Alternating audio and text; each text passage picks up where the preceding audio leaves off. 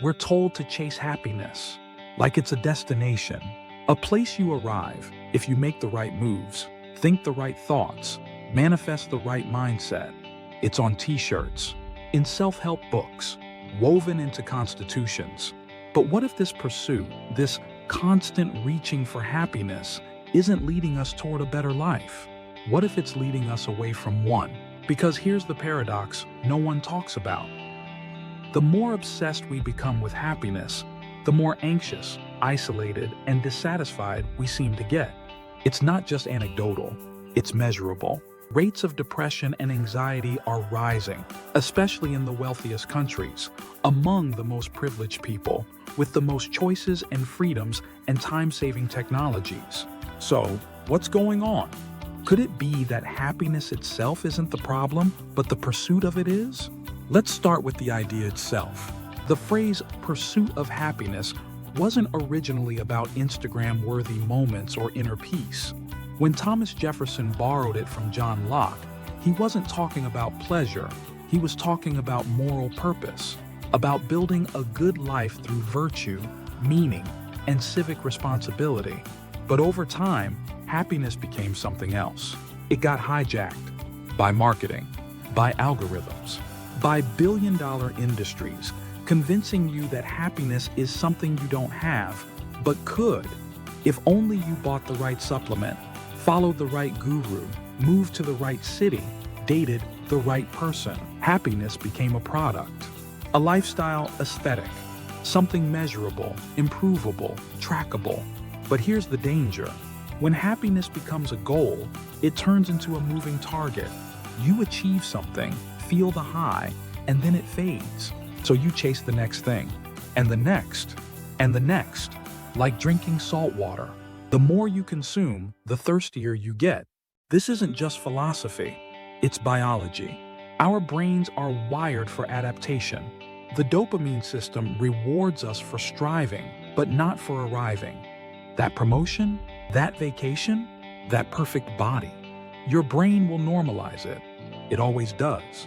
This is called the hedonic treadmill, and most of us are sprinting on it without even realizing. Worse, the pursuit itself can become a source of stress. We start comparing, scrolling, wondering why other people seem happier, why our life doesn't look like theirs, why we're not there yet, wherever there is. And slowly, quietly, happiness becomes a performance, a mask, something we feel pressured to project even when we don't feel it, especially when we don't feel it. So what's the alternative? Give up? Stop caring? Not exactly. But maybe shift the frame. Because what if happiness isn't something you pursue?